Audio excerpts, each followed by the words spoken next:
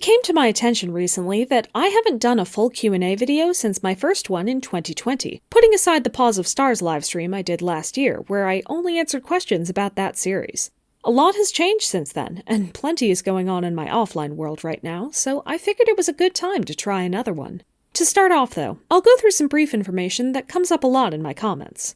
Hello, my name is Sunnyfall, or Sunny for short, which is also the name of the calico cat you're looking at. If you want to hear more about her specifically, I made up some lore for her, which is told and animated in this video. I use a Huion Canvas Pro 16 drawing tablet for most of my drawing work, and a Yeti Nano microphone for recording, along with the free program Audacity for the audio editing, and Final Cut Pro for the video editing.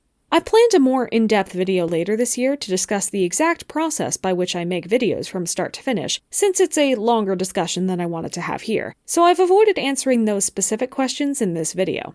Also, I won't be answering prediction questions for the end of A Starless Clan because, as I record this, I already know all the answers there from having read the book. Now then, for anyone who may not know, from 2020 to 2023, I wrote a rewrite fanfiction of Power of Three and Owen of the Stars, which is called Pause of Stars, available at Archive of Our Own, and which I have made a video about here. And at the moment, I'm writing an original fiction series called Charmwork. It isn't out yet, and won't be for a while, but I have a couple of videos discussing it linked in this playlist.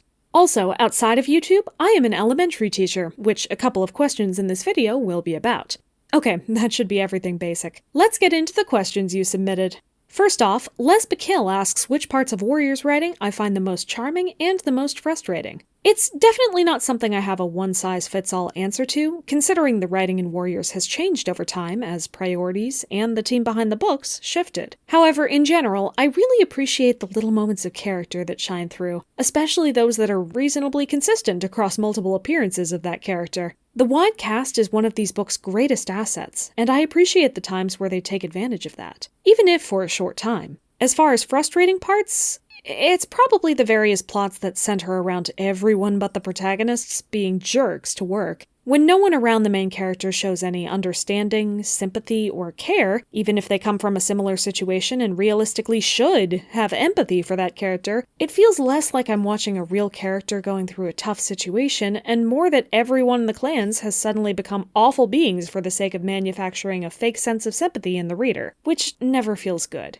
Kurdit asks what my favorite book and arc in Warriors is. Well, arc is very easy. It always has been and always will be Oots, or Owen of the Stars. It has the perfect blend of character and plot beats that draw me in and make me excited about the story, while having numerous flaws and dropped plots that make me curious about how to do it better. It gets my brain working, and I love that in a story. That's why Pause of Stars is what it is. As far as a book, I always used to say that The Forgotten Warrior was my favorite, because I know I like Omen of the Stars as a unit, and I know I love some of the scenes that play out in The Forgotten Warrior. However, since I've been doing Trip Through Time, I have been collecting each book I read and cover in a ranked list so that I can place them just after I've spent several days thinking about them. I'm hoping when I get closer to the present in that series, I'll have a more definitive answer on my favorite book. Right now, though, on that list I have Faded Echoes at the top, followed by The Darkest Hour, and then Sunrise. Indominus Rex wants to know what my least favorite book is, and in a similar vein, I'll let you know that I used to rank Darkness Within as my least favorite, followed by Sunset. I'm sure the time I was making that list influenced it somewhat, so we'll see if I still believe in my Darkness Within opinion later. But in the Trip Through Time favorites list, I currently have Sunset at the bottom, followed by Twilight, and then Outcast. Dan May Lover asked for my favorite leader and least favorite leader. I actually don't think a ton about the leaders in general, except when I'm asked questions like this. Half Moon is definitely my favorite, partially for her canon portrayal, and partially for how much I ended up loving her story and role in Pause of Stars. And my least favorite? I mostly don't like the way that specific books or arcs portrayed their leaders, rather than disliking the leader in their entirety. Maybe 1 star, though, considering that all of his different portrayals detract from the value of his previous portrayals, and he has only gotten worse with each passing book.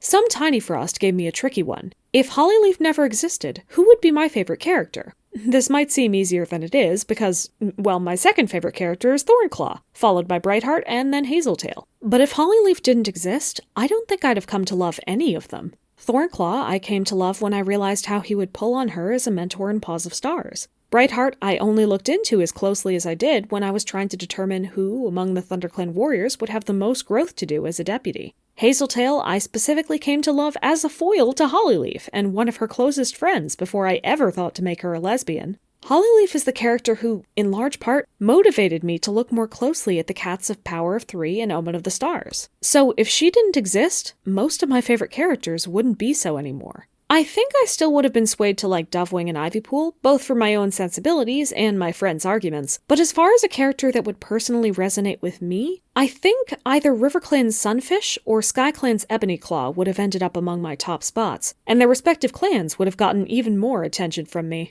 Both Lycaron and Blazenclaw want to know if I have a favorite quote from Warriors. Greywing's line from the end of Path of Stars is of course a great one, and Firestar, to Scourge, Ashfur, to Squirrel Flight, and Hollyleaf's, to The Gathering's, famous speeches are all great and memorable. But actually my personal favorite line comes from Hollyleaf's story, a thought followed by a line of narration. Of course he doesn't remember me. I'm nothing more than prey. Hollyleaf sank her claws into the branch, closed her eyes, and waited for her heart to stop trying to punch its way out of her chest.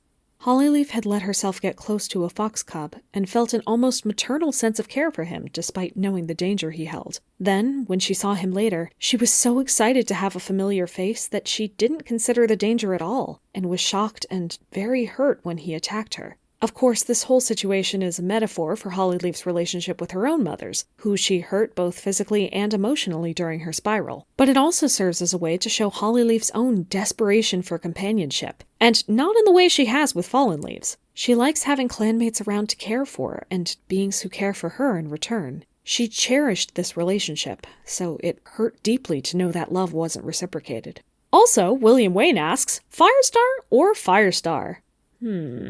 I think I'll go with Fireheart.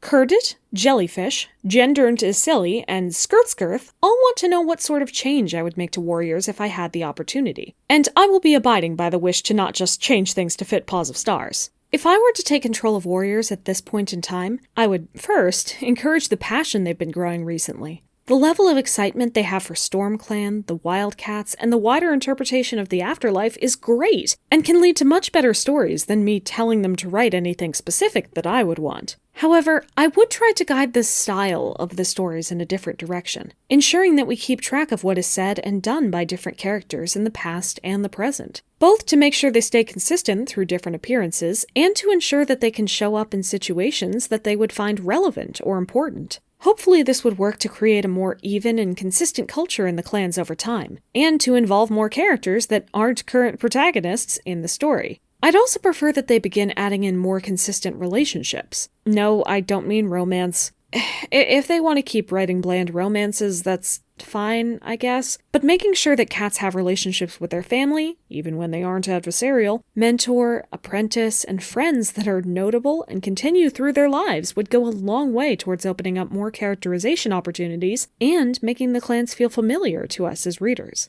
All of these questions assume that I'm starting from the present, but Valibird had a slightly different question about what I would do if I could go back in time and fundamentally change Warriors. This part is easy. I think the absolute best thing that would have impacted Warriors almost since the beginning is giving more time and direction to plan. The publishers wouldn't like it, and probably wouldn't allow it, but if I'm allowed to fundamentally change the series, this is undoubtedly what I would change. Let them take a few months, not to write, but to plan out an entire arc from start to finish. Let them edit that arc as an outline before they send it to the ghostwriters. Discussions can still come up during the process if they have things they'd like to add or change, but if they knew the overall plot, character, and thematic arcs they were going for, they could work together to bring that vision to life. Also, letting Cade and Cherith talk more would be nice, to make sure that smaller things stay consistent across their books. Black Cats and Tea wants to know what other Warriors arc I would rewrite, if I could. I think it's safe to say at this point that this is not something I would do.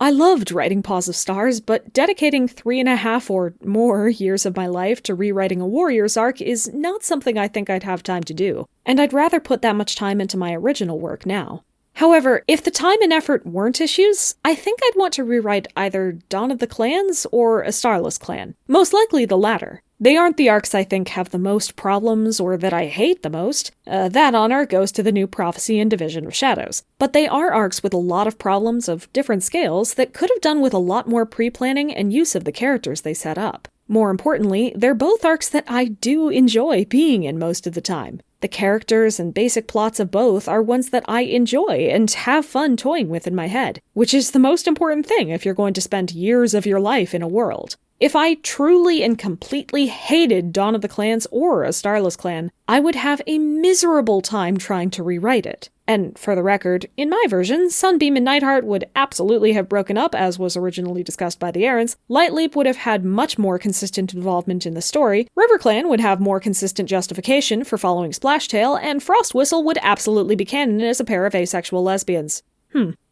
Maybe I do have more ideas for that arc's rewrite. One Katakana asked how I would make the clans different from each other. I actually don't mind the clans being virtually identical if the story allows them to be treated that way. If the goal was the clans learning that they aren't that different from each other and, more permanently, establishing a peace between them where they would actually help each other in times of trouble, that would be fine. But if the goal is having 5 distinct and memorable living spaces, you need more to actually make them distinct than food sources or landscape. I think ideology would be a good place to start, though that is always something that is shifted based on what leader is in charge. WindClan being more close-knit and devoted to StarClan, and being a little stuck-up as a result. ShadowClan playing on their reputations and trying to be more fearsome and intimidating as a method of protection in their less stable home. RiverClan trying to be more aloof and independent due to their disconnect from the other clans. SkyClan having less of a grasp on clan customs and carrying over some values and traditions from the Gorge. And ThunderClan wanting to get in everyone's business, both as individuals within the clan and in politics with other clans, are all great.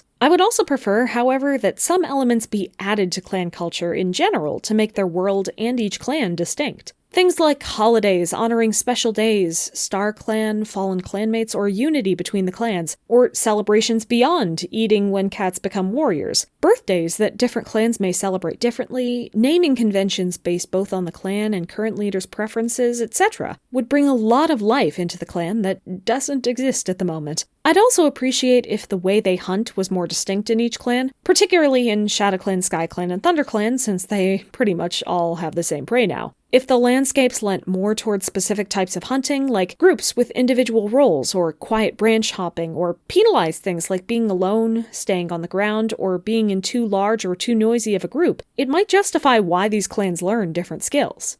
To get more specific, Warrior Cats Forever asks for my opinion on the Broken Code and the Sisters.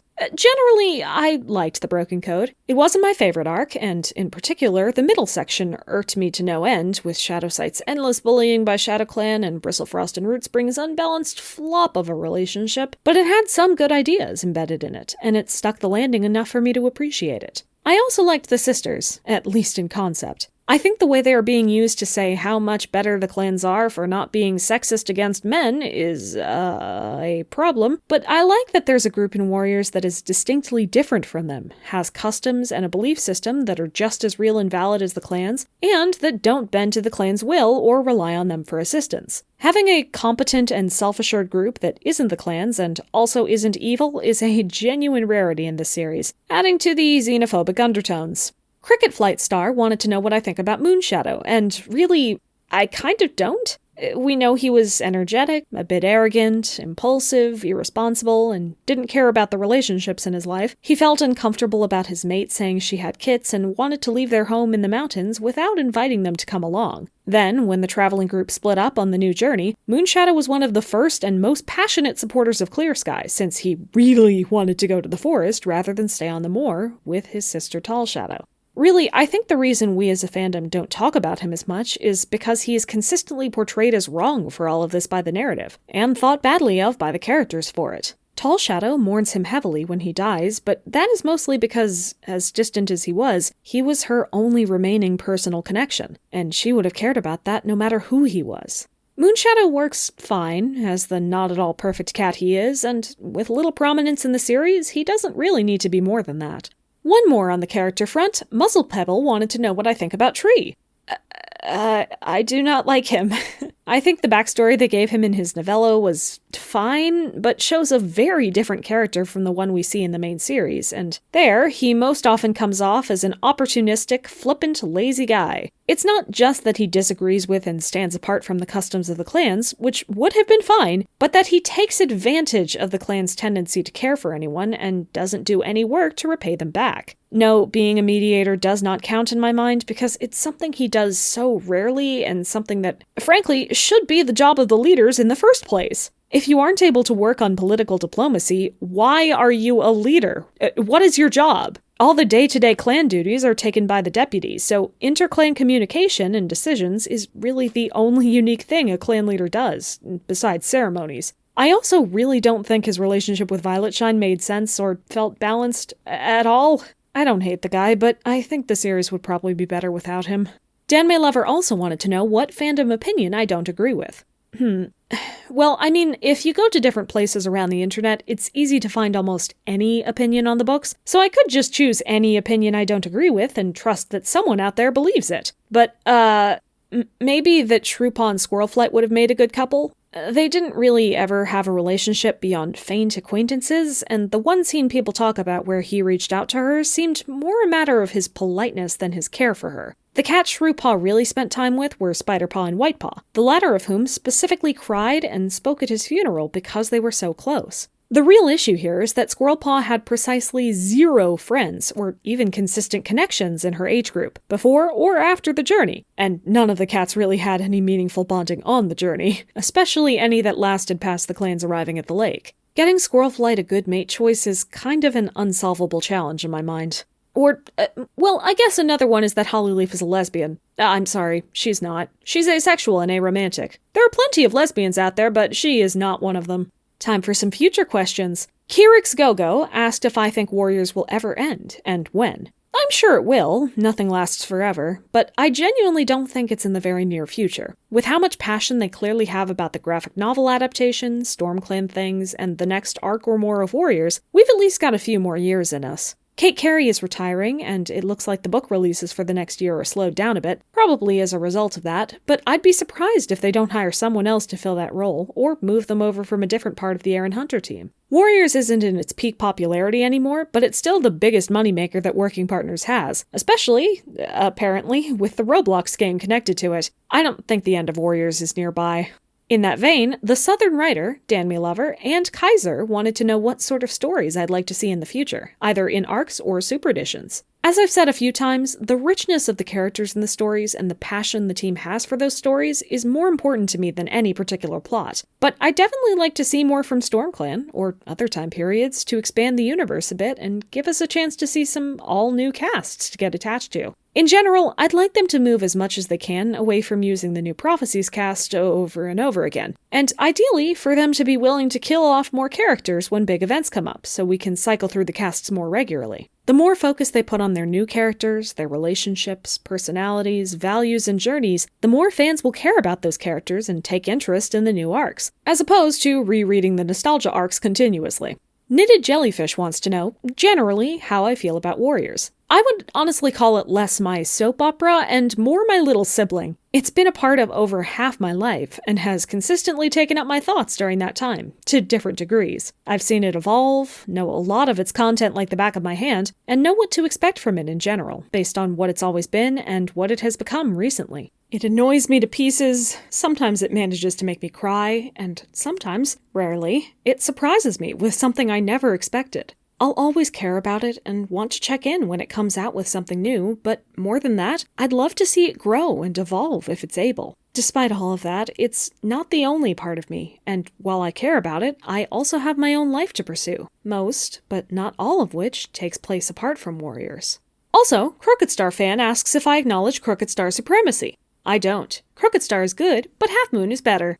Anyway, off of Paws of Stars, Sarah asked, since Brambleclaw was not made deputy, if he was ever bitter, particularly considering his relationship with Squirrelflight and then his move to WindClan around Crowfeather at the end of the series. This is actually something I've talked about in a few places out of the series, but only mentioned once within it, if I'm not mistaken. The short version is that, in the Paws of Stars timeline, most of the new prophecy took place as described, including Brambleclaw being made deputy at the lake after the StarClan sign, and despite not having an apprentice. The difference is that, after being faced with the choice to kill Firestar and hesitating for a moment due to his ambition, Brambleclaw decided to come personally to Firestar and step down from the position of deputy. He realized that his ambition was something he mostly followed because of his father and the pieces of himself that were like his father. It wasn't something he wanted to feed into, and not something he really needed. Rather than wanting to be a leader to protect others, make things right, change the perception of important issues, or other values that lent itself to being a leader, Brambleclaw wanted to lead because it was validating, because it was a way to prove to himself that others valued him. But others do value him, regardless of his position, and he needed to learn to value himself again away from aimless ambition.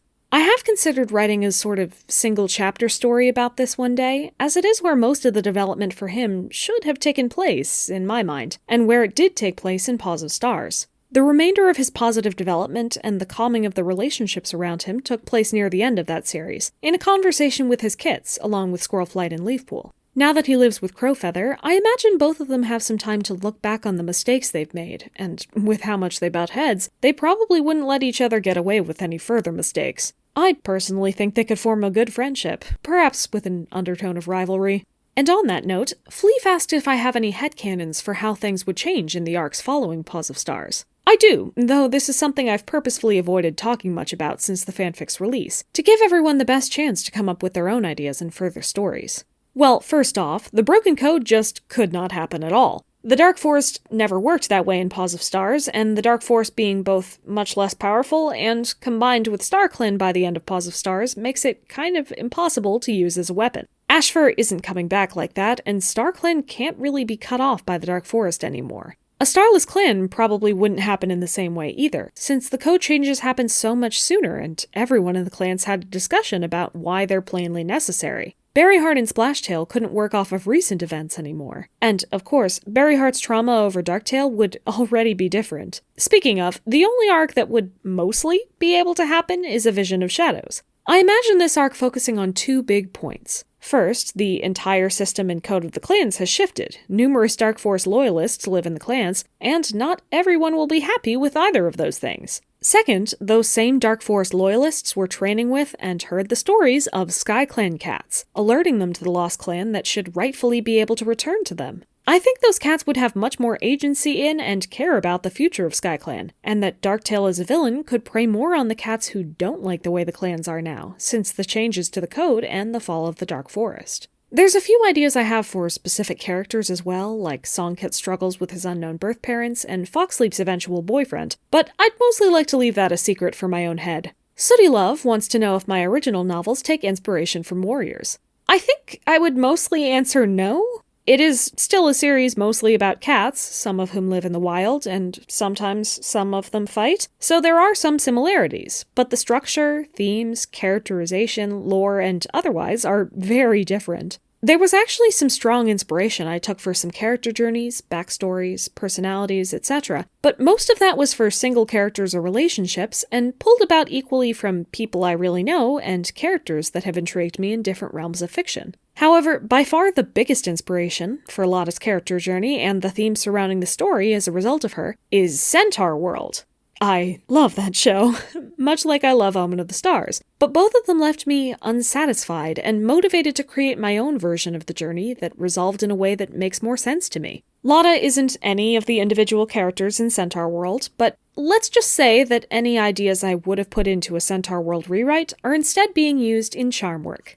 Valorbird asks how I keep track of my characters and their relationships. The quick answer is Series Bible. I keep everything in easily searchable tabs, including information about who my characters are, what they want, who they know, how they feel about their relationships, and where they'll be growing throughout the story. But also, as I write with these characters and more consistently use them together, little versions of them sort of grow inside me, so I can easily tell what they'd feel or how they'd react in a given situation, without having to return to the Series Bible every time. It's a pretty common thing with writers when you've spent enough time in your world. Wild Spirit, Dayshine, and Jellyfish each wanted to know if I have any tips for those of you who may be writing yourselves. The biggest one is just to do it. Plan as much as you need to in order to feel comfortable with the story, world, and characters you're going to be working with, but don't get stuck endlessly in trying to make it perfect at the preparation stages. Always be willing to change things at a later time if you come up with a better idea, but be aware that, at some point, you need to be willing to let the story go in its current state, or no one will see it. During the actual creation process, though, the most important thing is to keep writing. Even if you have some busier periods and can only fit in a sentence a day, try to spend a little time thinking and writing about the story each day. You can refine it when you have more time to dedicate to it. For the more specific questions, world building tends to be best when it begins with something relatively simple, but you can expand out the consequences and results of that change as you go, from which groups form to how they interact to what they value and how the world will change. Impactful character arcs most often come from a lesson that either you have learned or that you would like to teach others. Make sure the characters you start with are people primed to learn the lessons you want to teach, and that the characters around them each have different things to tell the central character about that lesson, be it messages that will pull them backwards or push them forwards. It's often a good way to loop in the villains, too, if you can make them a version of your protagonist or a symbol of someone who hasn't learned the key lesson. And as far as the length of your chapters, I wouldn't stress about it, honestly. Short chapters can be snappy, and if they communicate everything you need them to, it's time to move on. Next, the Salamander also wanted to know which programs I use for writing, and honestly, it's mostly just Google Drive for some of its sorting functions, that's where my series Bible lives, and Microsoft Word so I can use custom fonts for something, and also their formatting tools. I also used the basic Notes app on Macs to collect the initial notes about all of my characters, story, and world, but eventually transferred all of that into the series Bible. Splash the Catbird asked what the timeline for Charmwork is, and this is one I actually won't answer. I'm not putting out a release date at this juncture since I'm not holding myself to as strict of a schedule as I did for Paws of Stars. I currently have heavier life commitments than I did then, and those commitments take priority in weeks where I have to choose. I am working on it consistently, but I can at least say that it will take a while, and I'll look into exactly how long a while closer to the book's completion and release. To give a general idea though, when I released the first video introducing the new story, I was almost finished with the outlines for the 5 books. Since then, I have finished and edited those outlines and begun the writing of the first book. Pre-production was a long process. I Call Shotgun says beans. I say black. They are the best. Mix them with taco seasoning and lime for a delicious time. EV Films, Mayo, Calamity, Red Star, and Daghad were all curious about why I started YouTube in the first place, and what inspired me. Well, the very short version is that I had been working on Paws of Stars for 9 months already, had a lot of thoughts about it, and canon because of it, and decided to try out a YouTube channel so I could use some of those thoughts. But the reason I started Paws of Stars, and to a lesser extent the reason I started YouTube later, is a little more complex. I won't go into heavy detail about it for privacy's sake, but in brief, I was not doing well as of January of 2020, and this was before the whole pandemic thing set in. Part of the issue I was having was that my life was consumed by one and only one thing, and because it wasn't doing well, I wasn't doing well, and had no way to turn away from it. I did have a little bit of extra time to spare, though, and I wanted to do something substantive with it rather than consuming media of some variety, so I started thinking about options. At the same time, I was part of a good group of friends I have to this day, where, among other things, we discussed warriors. In that group, my loving Omen of the Stars was a very odd and incomprehensible thing, and almost every time I tried to explain why I loved that arc so much, I would have to include the words, "but if you changed X..." I loved how rough it was, how much potential it held, how strong the characters could have been if planned from the beginning, and eventually I decided I had to show them what I meant, and I had to make this the thing to fill my life with more variety. Then, around 8 months later, one of my friends made a comment about how there weren't many Warriors YouTubers focused on analysis, rather than art, animation, news, challenges, or comedy, and I got the idea to take all those thoughts I had while writing Paws of Stars and talking with my friends, and try to make a channel out of it for even more variety. Red Star also wanted to know how I learned to draw cats. Well, I was mostly self-taught for a while. I really didn't like art as I was growing up. I found art classes to be the most boring thing and never understood how people could just doodle in class and consider that fun. Basically, I didn't have much practice until I was fully grown up. I drew my first cats when I was in a roleplay group with a friend of mine, and most people were drawing versions of their characters so they could accommodate more unique designs than Google searches for cats could provide, and I joined in. And since Mango Juice had asked for this as well, here were some of the very early Warriors OCs, drawn very sloppily. They were Icepaw of ThunderClan, Ice Star of RiverClan, yes, I know, for those of you who know, and Flamepaw the Medicine Cat of ShadowClan.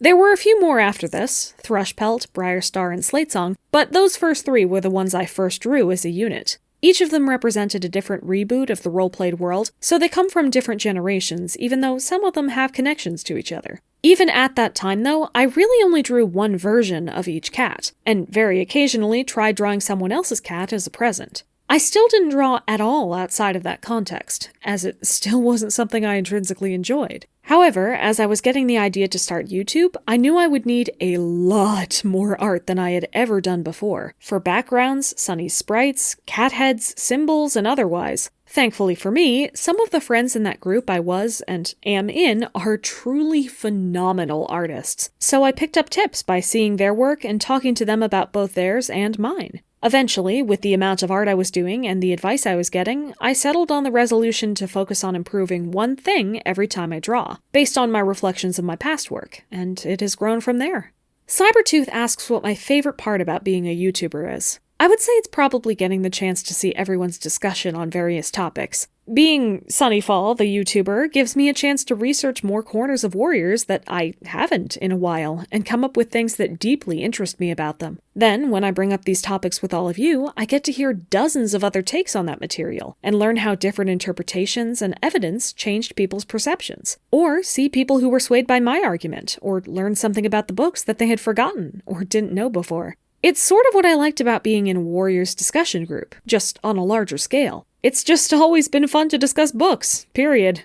Rembuck wanted to know how much time goes into each video. Well, I've never timed myself making one from start to finish. I usually get the ideas for a video months before I start working on them, and put down the rough ideas I have into a document, and the video schedule so I'll remember for later. It probably takes an average of 15 minutes per idea, scattered around various random moments. When the time comes, writing the script can take anywhere from 3 to about 20 hours depending on the length, complexity, and research required. Then it usually takes me about 1 to 3 hours to record the audio and another 2 to 4 hours to edit that audio. At that point, the timelines diverge depending on whether I'm making a more trip through time or speed paint style episode, or a Sunny Spiels fully edited one. In the former case, it takes me only about a half hour to edit the video, but around 10 to 20, sometimes pushing 40 hours to do the drawing, depending on how complex it is. In the latter case, it usually only takes me about 5 to 10 hours to do any drawings I need to do for the video, but editing can take anywhere from 8 to 12 hours, divided up into 2 sessions for pose editing and image editing. I usually give myself 2 weeks to work on each video, dividing up the work in half between those 2 weeks. Rembook and some Tiny Frost also asked if I would make videos about something other than Warriors, and what other book series that would be. It's definitely something I would consider, but not something I have specific plans for. Most books and other media that I consume don't cover the same reading level or themes as Warriors. Wings of Fire seems like the clear answer here, if it were something I had to put on the same channel, as they both have similar age demographics and genres and have some overlapping fan bases. I do really enjoy them as well, though I don't have quite as much to say about them as I do Warriors, considering how much more content there is in the cat books. The Blue Blazing wonders how I balance consistency with motivation. I don't always. The main reason I am able to put out a video every 2 weeks is because, since before I started the channel, I have had a buffer where I work a few videos ahead of the one I'm releasing that week. And, as I mentioned earlier, the ideas and schedule of videos is something I write even earlier than that. So when it comes time to work on the next video, I don't have to spend time looking for overall inspiration. I currently have a plan for what all of my videos will be up through July of 2026. But the other big piece to this question is that sometimes I don't have motivation. Sometimes I'm exhausted or disconnected or preoccupied or even bored. I'm not always motivated to make a YouTube video, to write, or even to teach. I don't think it's possible to find anything in life that you'll always be motivated to do no matter what, regardless of how much you enjoy that activity. But if I have to work on something to stay in line with my schedule, and I'm not so exhausted that burnout is going to be coming, I work on it anyway. I get it done and edit it so I'm happier with it when I'm feeling happier. That's pretty much the only way this whole YouTube thing has worked for me.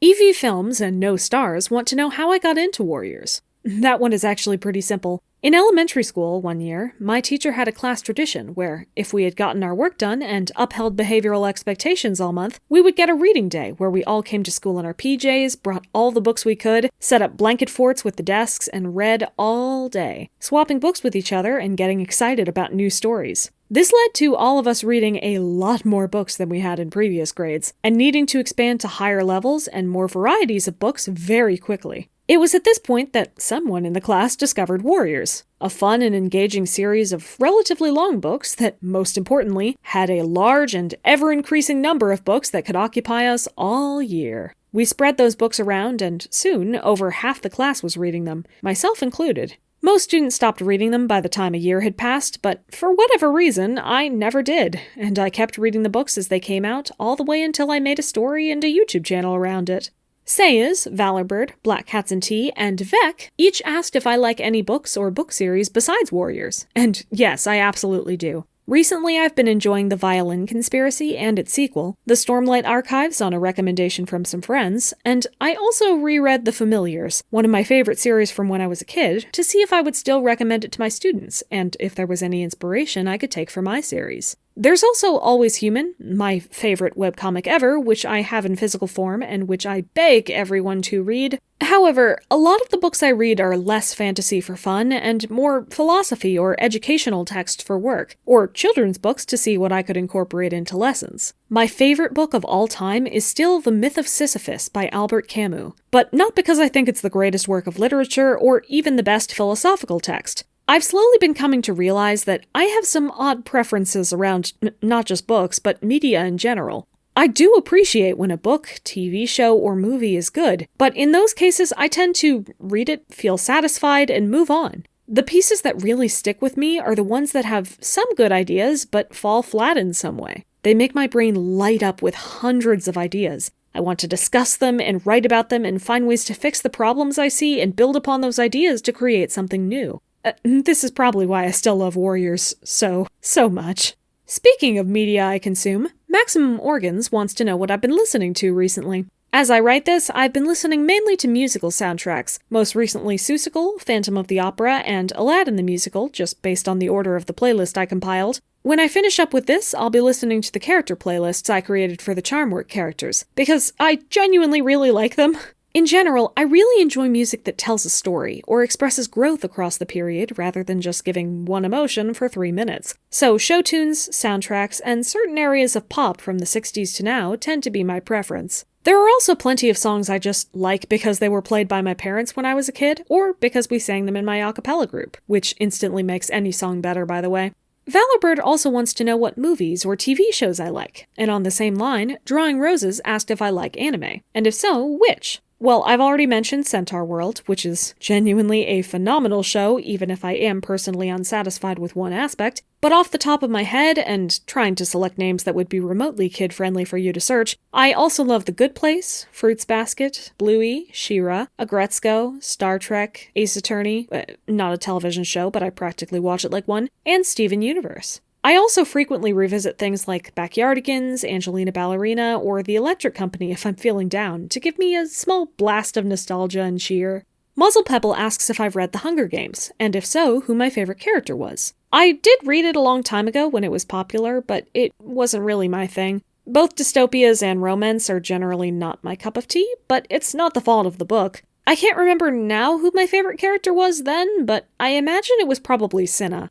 The AYA wants to know, generally, what makes the perfect character for me. I think the biggest overarching feature across all the characters I really love is that they have to grow in a positive direction. They have to start out with a flaw or a significantly inaccurate worldview that is not just messing up their life, but is causing them to mess up their own life. And rather than falling deeper into that flaw or becoming a villain, at least permanently, they need to, by the end of the story, meaningfully understand their flaws and grow past them. In particular, I have a draw towards characters who deeply yearn for love, attention, adoration, or companionship, and try to get it by changing who they are to fit what they believe others or the world they live in will like most. I also like characters who are in positions of power and feel unworthy of them, especially if they try to cover up that insecurity with arrogance. Characters who are hardworking, either for self-worth, to have something to pass the time, or because they genuinely enjoy it. And any characters who fill roles as parents or teachers, or who have vaguely asexual aromantic traits and yet still want to be close with people. Sayes also wants to know my favorite drink. It's milk. Skim milk. Followed by water. Gender into Silly asked what one inedible thing I would eat if I could. Probably a candle. It wouldn't feel the worst, and the smells are often nice, even if the taste is bad. Blazing Claw asked what my favorite place in the world to go to would be. I haven't done a lot of traveling, but I'd like to visit India, Japan, or France for the cuisines. Weather asked how I met my friends. I won't go into too many details here for privacy reasons, but in general, I've met most of them either through roleplay activities, Warriors discussion, by being introduced to them by another friend, or through college while I was getting ready to be a teacher. Most of the friends I have now have been my friends for a long time. Dalchar wants to know how long I've been writing and if I was always interested in it. Definitely not. Actually, in answer to Mew Kitten's question about my favorite school subject, I was always a math kid. I loved the precise answers and problem solving and seeing the math in everything around me. I didn't really get a grasp of writing until high school, and even then it was mostly just for essays. Roleplay and then Paws of Stars were the first times I really tried writing fiction, and it's very much still something I am learning day by day. Cinderfury wants to know what my favorite grade to teach so far has been. They definitely all have their strengths, but I think 3rd grade has been my favorite.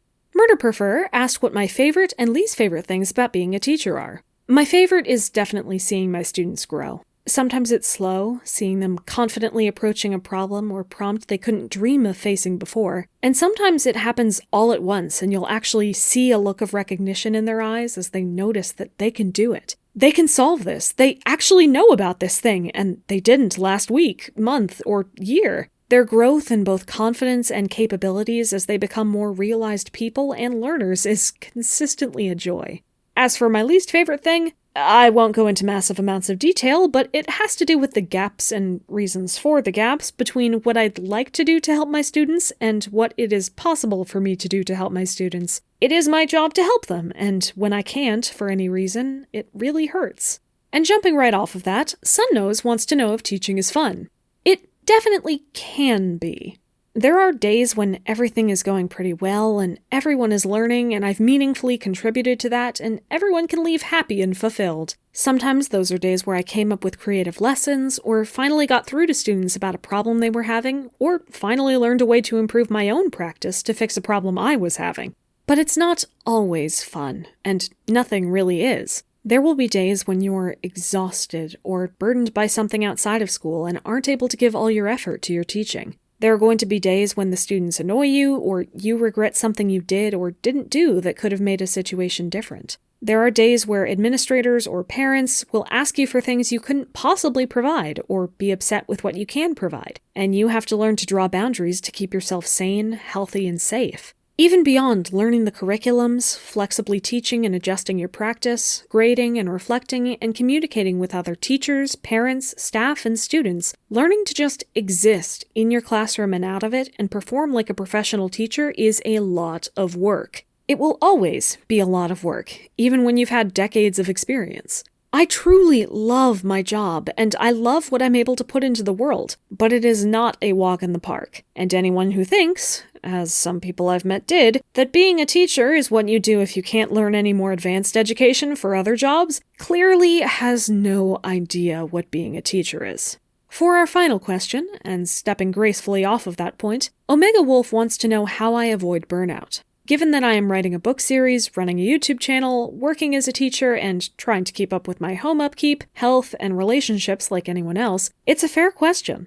Well, first, I don't avoid burnout. It's hard to strike a balance between all of your various commitments and things that make you happy and healthy. But I do have a few things that have helped me burn out much less often. First is variety. It's why I have this YouTube channel and a book series and a job and friends. Whenever one of them is getting emotionally draining, I can still progress overall by working on something else until I'm ready to go back. Second is that I have some very good friends who I can come to when I need support and who come to me in return. Trying to make it through life without anyone to talk to is really difficult and often leads to bad results. Trust me. I also recommend therapy, if that's something available and appealing to you. Having a scheduled space and time to work through your feelings and situation can make it a lot easier to handle. The final thing, and honestly the most important, is learning to listen to your body and mind. If you're feeling exhausted, mentally, emotionally, or physically, then pushing yourself past those limits is the fastest way to burn yourself out. Pay attention not just to that you're tired, but how and where you're tired, and try to get support and self-care in the areas that you need help in. Also, trying to get some regular fresh air and exercise in is always a good idea. It physically and mentally improves you. Our bodies are designed to love it. Go do it. And I believe that's finally everything. Thank you all for submitting your questions. I think we got to touch on a lot of great topics, and it was nice to talk about some of these things. Now I shall be taking some of my own advice and spending the rest of the evening with some family. It's, actually my birthday as I'm finishing this script. By the time you see this, though, it was 2 months ago, so don't worry about it. But I'm going to go talk with my family and eat some pasta. I enjoy pasta. Thank you for watching, and always remember that Sunnyfall is a person too.